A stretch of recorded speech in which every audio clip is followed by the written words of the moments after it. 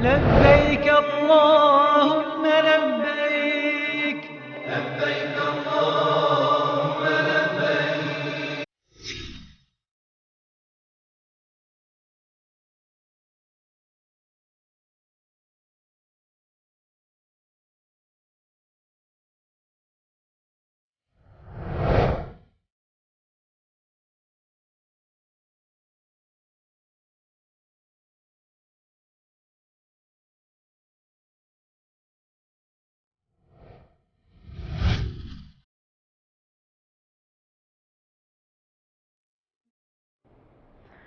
بسم الله الرحمن الرحیم. الحمد لله و الصلاة و السلام علی حبیبنا و مولانا رسول الله و علی آله و صحبه و من والاه. سلام و درود بر شما خوبان، بر شما حاجیانی که به حج رفتید، حاجیانی که قبلا حاجی شدید، حاجیانی که در دلتون حاجی هستید و انشالله خداوند همتون رو نصیب کنه که حج برید، عمره برید، بارها و بارها برید، به خانه خدا بارها و بارها مشرف بشید. عزیزان، شعار حج خیلی مهم هست. شعار حج رو با خودمون داشته باشیم. لبیک اللهم لبیک. لبیک یعنی چی؟ لبیک که میگی من؟ کسی من رو صدا میزنه، مامانم صدا میزنه، میگم لبیک، بله اومدم، چشم قربان. لبیک یعنی چی؟ یعنی اینی که خداوند منو صدا زده، بنده من بیا خانه من. گفتم لبیک اللهم لبیک، لبیک لا شریک لک لبیک، ان الحمد و النعمت لک و الملک لا شریک لک. خداوند صدام زد، بنده من بیا طعم ایمان رو بچش، لبیک اللهم لبیک. خداوند صدام میزنه، بنده من بیا نزدیک من، طعم قرب من رو بچش، لبیک اللهم لبیک. اینه لبیک، معناش اینه. لبیک معناش اینه که خدایا بار الها تو پیش من عزیزترینی، عزیزتر از زن و بچم، عزیزتر از پدر و مادرم، عزیزتر از خودم انانیت دارم، خودم خوشگلی دارم، لباس میپوشم به خاطر خوشگلی، به خاطر بروز هویتم، منم، شخصیتم، خودنمایی دارم، عطر میزنم، خوشگل میشم، سرم رو فلان میکنم. نخیر، اومدیم اون پیش تو، ای خدا تو از ما عزیزتری. لباس هم انداختم دور، کفن پوشیدم، مال و ثروتم، خانه‌ام، زندگیم، همه رو گذاشتم پشت سر. چرا که تو عزیزترینی. سرم رو میرم کچل میکنم، موهام، زیباییم، همش فدات، تو عزیزترینی. اومدم پیش خدام تا بگم که خدایا من بنده تو ام، خدایا من تو رو میخوام، خدایا همه این فروق اجتماعی و طبقاتی و اینا رو همه رو گذاشتم کنار، اومدم پیش تو. خب اومدم پیش خدا. کی میره پیش خدا در حج؟ حج عبادت ثروتمنداست، عبادت فقیران نیست. چرا؟ چون فقیر خود نداره. وقتی نداره در آزمایش دنیا، فتنه دنیا نیست، راحت تر میشینه با خدا رابطه برقرار کنه. اما ثروتمند بنده خدا توی آزمایشی یه هرچلی افتاده با این ثروتش، بلای جالش هست. این ثروتش، این دنیاش فاصله میذاره بین خودش و خداش، سد راهش میشه در رسیدن به خداش. این ثروتی که سد راه میشه باعث میشه که انسان طغیان کنه. کلا ان الانسان لیطغی ان رآه استغنا. یه چیزایی که طعمی بوی از دنیا بهش میرسه، مست میشه، خودش رو گم میکنه. انما اوتیته علی علم عندی. قارون میشه که این پال ثروت رو من با عرق جبینم به دست آوردم، زحمت کشیدم، من درس خوندم، مدرک گرفتم، به اینجا رسیدم. یادش میره که بهتر از اونا بودن، زرنگتر از اون هست، خوشگلتر از اون هست، ثروتمندتر از اون هست، به اینجا نرسیدن. خب این نعمت الهی است ای بنده، گم نشی، خودتو گم نکنی. اینه که خداوند متعال حج رو فرض میکنه بر ثروتمندان. ثروتمندانی که این مال و منصب و جایگاه و اینا سد راهش میشن در رسیدن به خداوند، خداوند این فرصت رو بهشون میده که آقا بیا خانه‌ت رو بذار کنار، بیا خانه من. جالبم از خانه خدا. خانه خدا مگه خداوند با ما همه جا نیست؟ مگه اقرب از ما نیست؟ برگ گردنمون به ما نزدیکتر نیست؟ مگه این نیست که هو معکم اینما کنتم؟ خداوند با شما هر جا که هستید. خداوند از اخبار ما خبر داره، ما رو میبینه، سمیعا بصیرا هست، همه جا هست، ما رو هست، هیچ کوچک و بزرگی از ما نمیگذره مگر اینکه خداوند اون رو میدونه. حالا دیگه خانه خدا بودن دیگه چه معنا داره؟ بله، خداوند برای خودش یه خانه‌ای مشخص میکنه، یه جایی مشخص میکنه تا کسی که میخواد بره زیارت خانه خدا، زیارت خانه خدا هزینه بر باشه. رفتن به زیارت خانه خدا میخوای بری، باید پول بدی، باید زحمت بکشی، پول جمع کنی، عرق جبین بریزی، اینو بدید در راه هزینه کنی. چیزی که ما براش پول میدیم، طبیعت ما انسان هست دیگه، براش پول میدیم، ارزش رو میشناسیم، قدردانی میکنیم ازش. مگه همه بچه‌مون رو نمیفرستیم مدرسه؟ اما چون مدرسه مجانی است زیاد اهتمام نمیدیم. یه روز معلم نمیاد بچه ها جشن میگیرن، معلم نیومد. معلم دیر میاد بچه ها کیف میکنن. همین بچه رو میبریم کلاس خصوصی. کلاس خصوصی اونجا هزینه میکنیم، پول میدیم. 10 دقیقه معلم دیر اومد، داد و فریادمون آسمون میره. یه روز معلم گفت آقا امروز من معذرت میخوام نمیتونم بیام، دعوا را میندازیم. چرا؟ پول میدیم، هزینه میدیم. اینه که وقتی چیزی رو ما براش سختی میکشیم قدرشو میدونیم. اون وقت خداوند متعال حکمتش بود که یه خانه‌ای برای خودش مشخص کنه، یه سمبولیک که من برای رسیدن به اینجا باید هزینه کنم و هزینه میکنم. جالب اینجاست خداوند متعال این خلقت رو خداوند خلق کرده. مگه نمیشد این حج رو بذاره توی یه جای خوش آب و هوا، جنگلا باشه، دریاچه هم اونجا باشه، چند تا کوه اووراست اونجا باشه که بالاش برف باشه، البرز هم باشه اونجا، زیبایی طبیعت باشه، نمیدونم ساحل دریا باشه که اونجا بریم هم کیف کنیم، هم عبادت کنیم، هم حجمون رو نه خیر، خدا من این کارو نکرد. هر خانه که برای خودش انتخاب کرد این رمزو کجا گذاشت؟ باید این غیر دیزرم در یک سرزمین خشک بی آب و علف، در یک صحرای برهوت. که چرا؟ تا منی که میرم خانه خدا فقط و فقط برای لذت عبادت برم، دیگه هیچ لذتی اونجا، لذت‌های حسی مد نظر من نباشه. برای نمیدونم گردشگری نرم، برای خوشگذرانی نرم، اونجا سختی باشه، گرمی باشه، اون جمعیت بزرگ جمع باشه، نفس کشیدن سخت باشه. اینه که دیگه اونجا همه چیز متفرقا لله بشم، فقط و فقط برای خدا برم.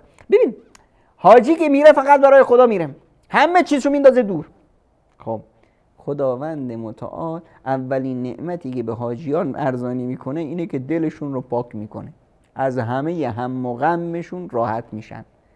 حاجی‌ها رو ببینید چقدر راحتن، این خیالشون نیست تو دنیا چی میگذره چی شد. همین حاجیه ها قبل از این که بیاد تو شهر خودش اف اف اف اف چه مشکلاتی داشت. 5 تا خونه گرو گذاشته بود، نمیدونم به ازدواج بچه هاش بود، مسئله یه نمیدونم نزول خورا که مالشو خورده بودن بود، یک عالمه مشکلات و سختی و نه خواب داشت نه آرامش داد، همیشه ذهنش مشغول. اینجا اومد فقط برای خدا اومد، نه گردشگری نه خوشگذرانی نه هیچی. در این گرمی تو این جمعیت اینا خودش رو بخشید به خدا. خداوند هم چون که این خالصتا لله اومد، خودش رو کاملا برای خداوند بخشید. خداوند اولین نعمتش رو برش نازل کرد که احساس امنیت میکنه، احساس آرامش میکنه، دیگه اون هم و غم نداره. هم و غمش اینجا چی هست؟ لبیک اللهم لبیک، لبیک لا شریک لک لبیک، ان الحمد و النعمت لک و الملک لا شریک لک.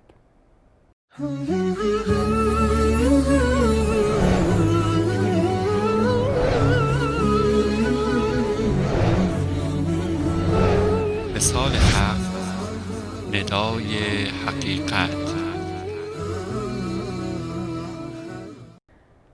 ما رتبه هامون، شخصیتمون خیلی وقتا با لباسمون بروز میکنه و کسی که میاد با یه لباس شیک و اینا، خب مردم ازش استقبال میکنن، به هر حال این نشان دهنده جایگاه اجتماعیش فلان هست. اینجا اومدیم این کفن رو پوشیدیم که ای مؤمن تو به سوی ما میایی، ای مؤمن تو به سوی حشر میری، ای مؤمن تو رو حشری هست که در اونجا محاسبه میشی.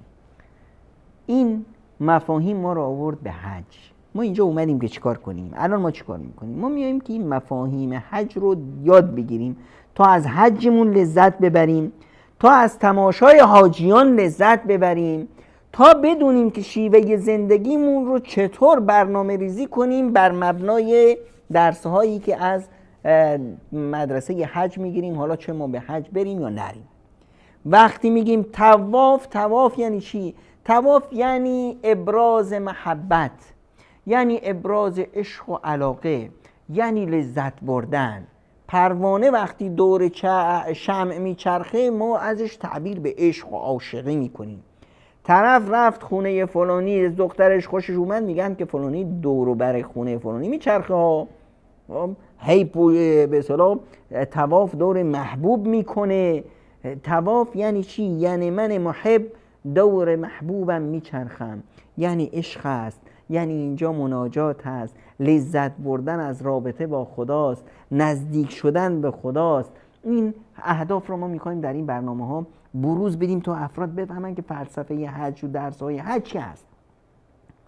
خیلی عجیب هست وقتی مثلا بشنوی آقا رفتن در عرفات چی کار میکنن؟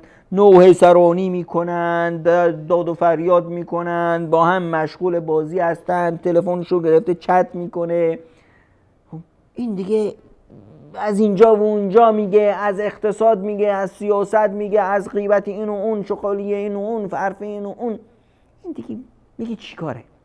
این واقعا حج رو فهمیده؟ این میدونه چی کار میره؟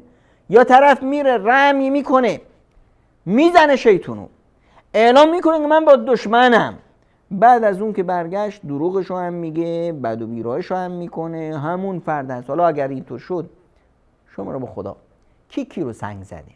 اینه که شیطان رو سنگ زده، این شیطان رو رجمش کرده، رمی جمرات داشته، یا شیطان گرفته همون سنگه رو تو سر این زده.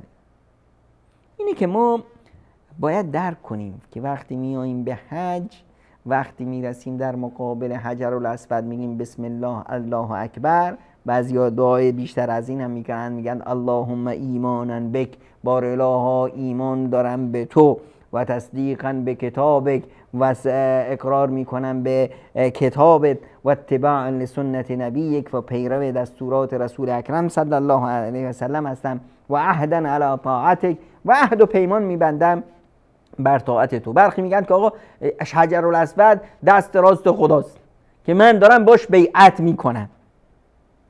این مفاهیم یه مفاهیمی هست که باید در ذهن ما باشه که من اومدم اینجا برای تجدید بیعت، من اومدم اینجا تا به خدام بگم که من این مسیر رو انتخاب کردم، من دشمنم رو شناختم. ان الشیطان لکم عدو فاتخذوه عدوا. بار اله شما که فرمودید که شیطان دشمن ماست و من اون رو دشمن بگیرم، چشم، من دشمن گرفتم و میدونم که اون حزبش رو میگیره میبره به جهنم، من از گروه اون نیستم. ما باید بدونیم که چرا میریم حج. این فلسفه عبادات خیلی مهم است که دونسته بشه. شیوه ادای عبادت خوبه، باید هم دونسته بشه، بدون اون شیوه اصلا عبادت اجرا نمیشه. حالا که من دونستم که نماز چطور بخونم، بدونم که ان الصلاة تنها عن الفحشاء والمنکر، که نماز منو از فحشا و منکرم باید باز بداره. نماز یک مدرسه صیقل دهنده است، نماز یک کنترل هست، نماز یک مهار هست. وقتی میدم زکات و صدقه بدونم که این تزکیه منو میکنه، منو میسازه.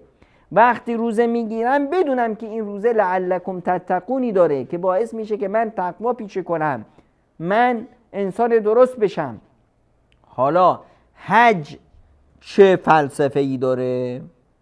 ببینید، اگر بس شما بگیم که آقا خلقت این آسمان ها و زمین هدف ازش چی بود؟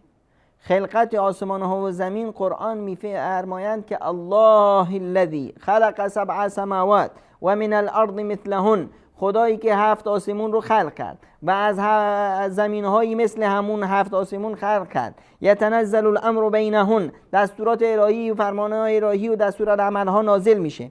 چی؟ لتعلموا ان الله على كل شيء قدیر. همه اینها هدف از خلقت آسمان ها و زمین و کون و مکان اینه که شما بدونید ان الله علی کل شیء قدیر، خداوند بر هر چیزی قادر است. و ان الله قد احاط بكل شیء علما، و خداوند از هر چیز آگاه است. هدف از خلقت دانستن این مسائل هست. هدف از خلقت دانستن اینی که خداوند از همه چیز خبر داره. اگه من دونستم خداوند از همه چیز من خبر داره، دیگه چه غم دارم، مشکلاتم حل شد. همه چیز رو خداوند میدونه. حالا وقتی میایم به حج نگاه میکنیم میبینیم که خداوند متعال میفرماید جعل الله الکعبة البیت الحرام، خداوند کعبه بیت الحرام رو قرار داد قیاما للناس، که اینجا مردم بیان که چیکار کنند، و شهر الحرام و الهدی و القلائد.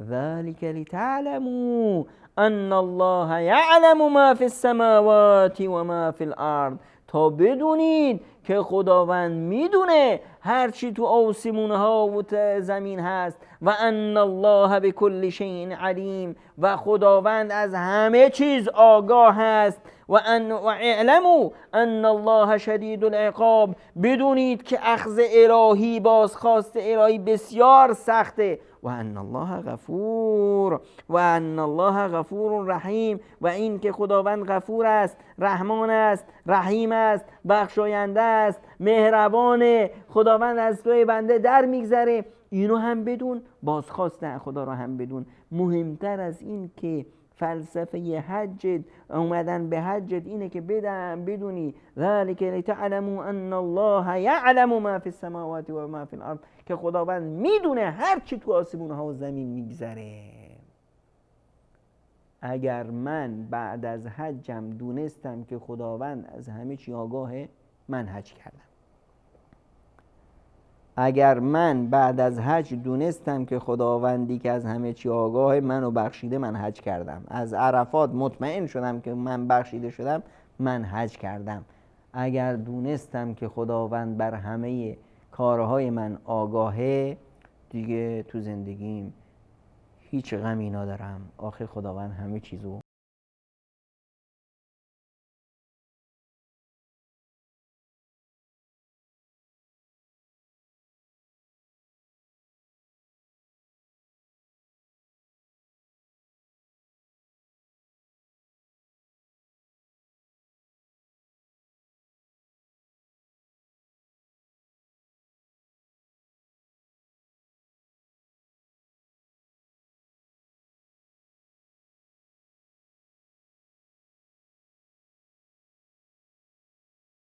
Oh